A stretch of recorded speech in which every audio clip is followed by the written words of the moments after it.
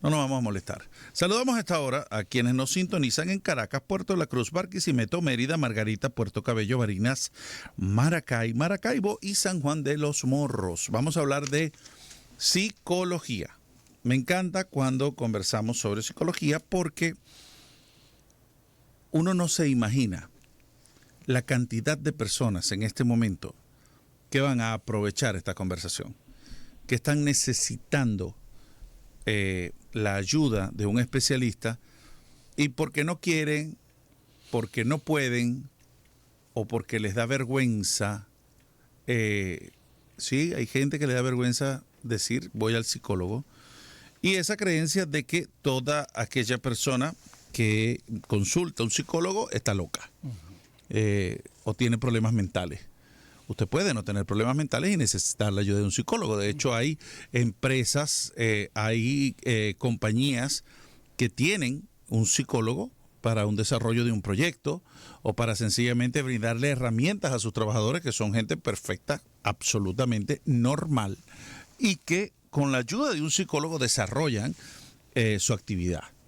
Hoy está con nosotros el psicólogo Ángel Paz, pana mío, por cierto, para conversar sobre la paternidad tóxica y cómo puede afectar a los hijos. Porque tal vez usted, ojo, yo siempre he dicho que esta es la profesión más difícil que hay, la de padre. Pero tal vez usted, o tal vez yo, le estamos haciendo daño a nuestros hijos y pensamos que lo estamos haciendo muy bien. ¿Cómo está usted? ¿Cómo le va? ¿Cómo lo tratan? Saludos cordiales, Leonardo. ¿Te escucha? No me escucha ¿No te acá. escu- Bueno, pero El pinchito del piringuirito, del bueno, piripiri, saludos a toda la audiencia piripirico. de acá de una radio, por supuesto, Sí. de este espacio. Bueno, aquí estamos para dilucidar uno de los temas que sucede a diario, que sucede constantemente y que la gente lamentablemente ignora lo que es el aspecto de la paternidad tóxica.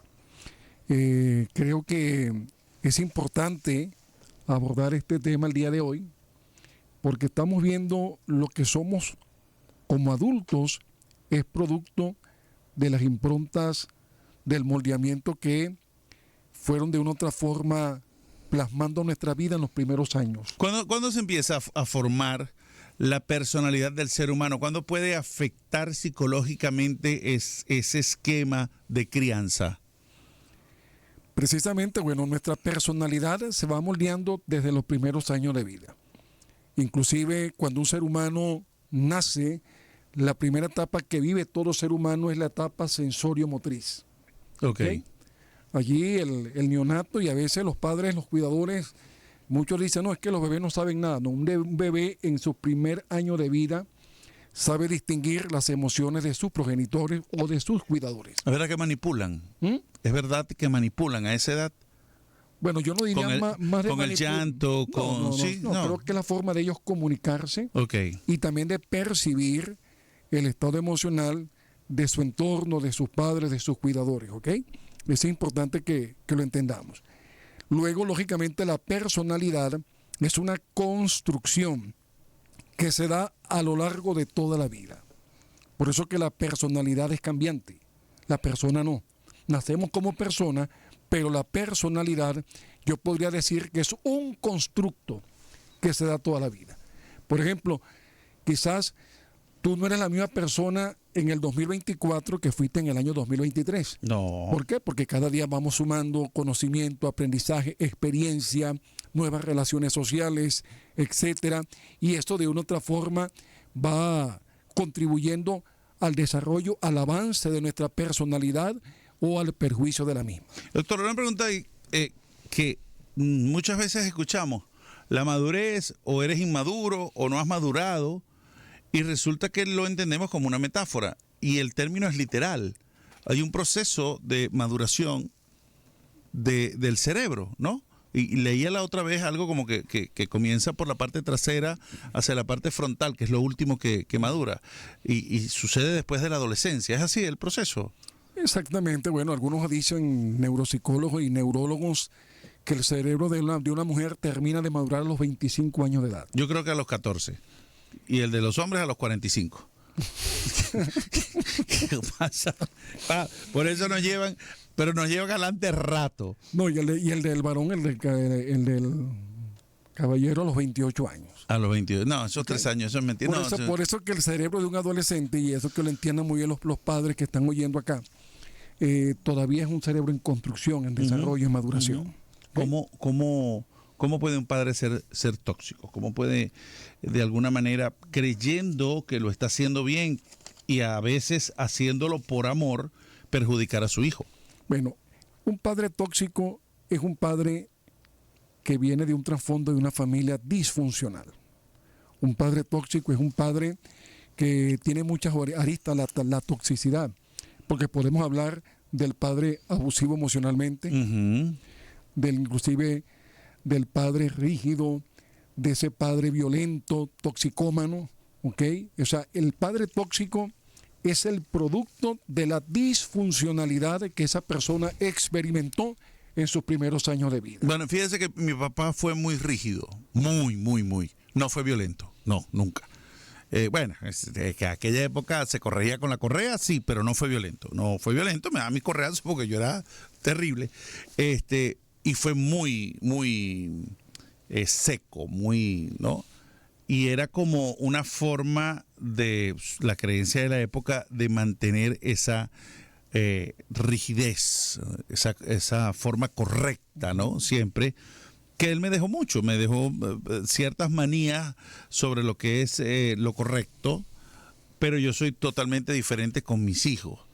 Y yo siento que de alguna manera yo busqué no parecerme a él. Yo soy pana de mis hijos, pero, o sea, de la chiquita soy un muchacho de 10 años y de los grandes soy un pana de 22, 23. Porque mi papá nunca fue así conmigo. De hecho, yo lo vivía distante. Yo le iba a preguntar o a consultar algo y tenía, no miedo, pero sí me costaba. Porque era eso, esa rigidez. No existe normalmente ese hecho de yo voy a buscar ser diferente o ser mejor a lo que fue mi padre. Sí, hay conductas de nuestros progenitores que de una u otra forma nos marcaron. Y podemos asumir en la edad adulta una aversión hacia esa conducta. ¿Ok? Si tu padre, como tú acabas de mencionar, fue una persona muy rígida, muy seca, que le costaba brindarte afecto, cariño, entonces, claro, como eso fue una carencia en mi vida, yo voy a buscar de que a mis hijos no les falte. ¿Sí? Porque nosotros buscamos la forma de ¿qué? De una otra forma, si yo quiero no repetir ese patrón, lo puedo hacer. Pero para eso tengo que hacerme consciente de que lo que mi papá no me dio, yo no puedo repetir ese patrón. Sí, y la conciencia distinta, porque yo ya de adulto, hace mucho rato, no ahora, y lo conversé con él, tuve la oportunidad de conversarlo con él muchas veces, entendí que, pero cuando era pequeño no lo entendía, no lo veía así, pero ya adulto entendí que esa era su forma de darme amor. O sea, esa era su forma de querer, no la sabía expresar de otra manera, fue infalible como padre. Sí, en todos los sentidos. A lo mejor el lenguaje del amor de tu padre eran los actos de servicio. Sí, claro. Un padre que estaba presente en la manutención. Sí. En la educación, en las tareas, en el colegio, claro. Pero que lógicamente no suplía una necesidad muy fundamental en los hijos, que es la necesidad afectiva. Sí. Y eso es muy importante. Hay padres que dicen, es que a ese muchacho no le falta nada. Pero resulta que ese padre es un padre ausente, un padre que no le brinda afecto, cariño, y todo ser humano, y lo vivo casi a diario en mis consultas, es, sobre todo las jóvenes con los problemas de pareja, es que busqué en él lo que no conseguí en mi casa, lo que nunca recibí. Entonces, las personas hoy en día inconscientemente están buscando nutrir esa necesidad afectiva, porque precisamente en el seno familiar no lo obtuvieron. Entonces, por eso que vemos hoy en día, lamentablemente, esas jóvenes que dicen no soporto a mi papá, no soporto a mi mamá, y prefieren entonces unirse en una relación de pareja, aunque sea tóxica, aunque se equivoquen, aunque lamentablemente esa relación no la lleva a ninguna parte. Pero ¿es por qué? Porque están buscando, el joven les prometió un poquito de afecto que en el seno familiar jamás y nunca llegaron a experimentar. Y en los casos, por ejemplo, de las madres, ¿no? Y hablemos no de la paternidad solamente, porque creo que en esa conducta de...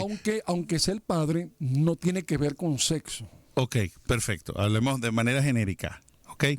Pero cuando sucede en el caso de las suegras, que no quiero hacerlo a manera de chanza, no es un chiste, pero sí es muy común que las madres traten de buscar para su hijo lo que ella es o le da o pretende y no dejan que el hijo escoja.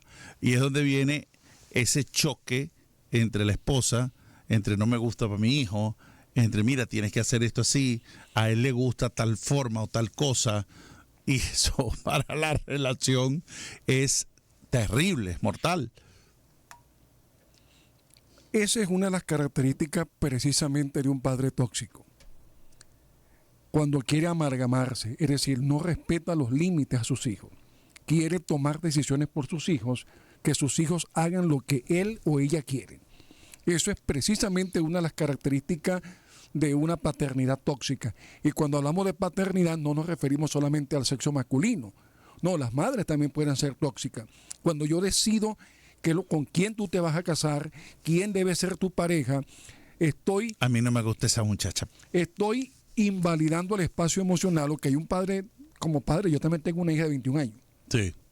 Y lo que he hecho yo conjuntamente con su mamá es darle consejos, decirle, mira esto, aquello, pero ya tú decides. Las herramientas para que se...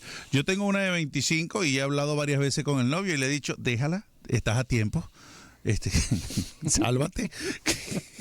Y yo si me está oyendo, él sabe que es verdad, que se lo he dicho. Cuando el doctor se ríe, pero es verdad. Cuando los padres tratan esta frase... Es que él o ella siempre va a ser mi chiquitica, siempre va a ser mi niño, siempre va a ser mi niña, ¿no? ¿En qué momento uno debe ya entender que tiene un hombre o una mujer como hija o como hijo y no tratar con ese? Es que para mí siempre va a ser un niño, el chiquito. Yo tengo una excuñada, ay, que sí me está oyendo, que el hijo, que es un chamo súper bien formado, súper independiente, ya grande, es el chiquito, es el nené. Es el bebé. Y ay, pobrecito.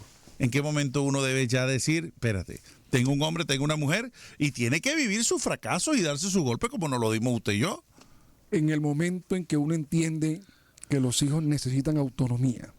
No hay una de específica. Yo creo que los padres debemos aquí ser sensatos, conscientes, maduros, que mientras nosotros dejemos que nuestros hijos vayan construyendo en ellos la autonomía, a partir de ese momento nosotros, lógicamente, con nuestra siembra de valores, ética, moral, ellos tendrán un referente, ¿ok? Y es importante entonces aprender a soltar.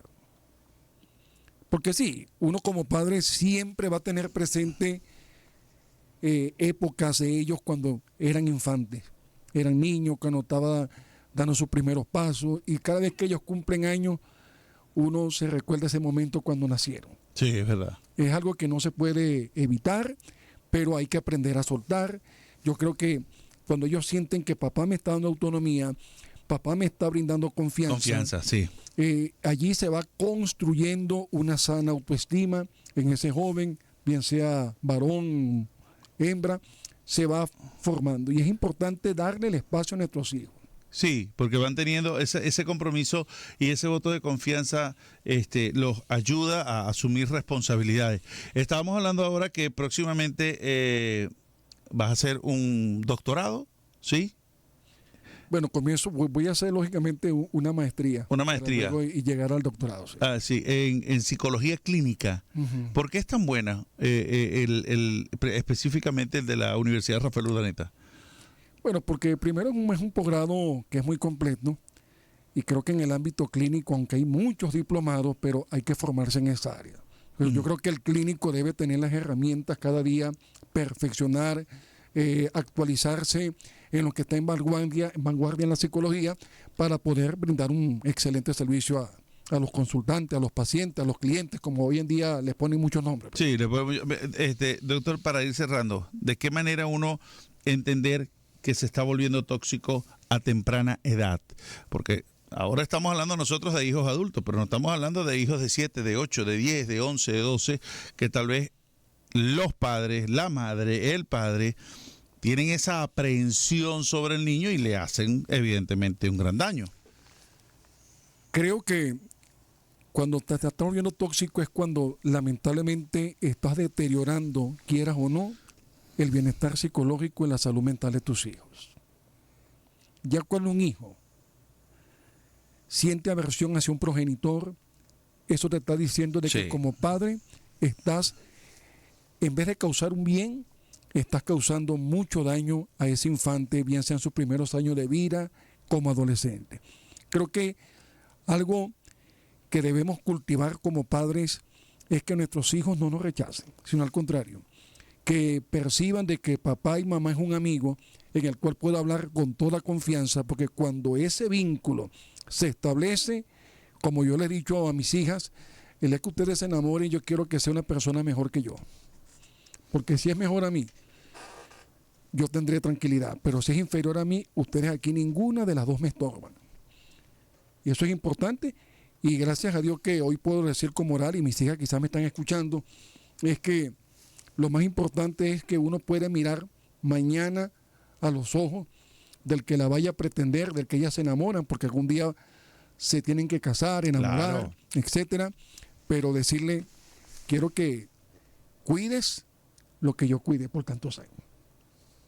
Qué buen mensaje. Ángel Paz, psicólogo, hoy hablando sobre cómo la paternidad tóxica puede afectar a nuestros hijos. Ya volvemos, 6:58.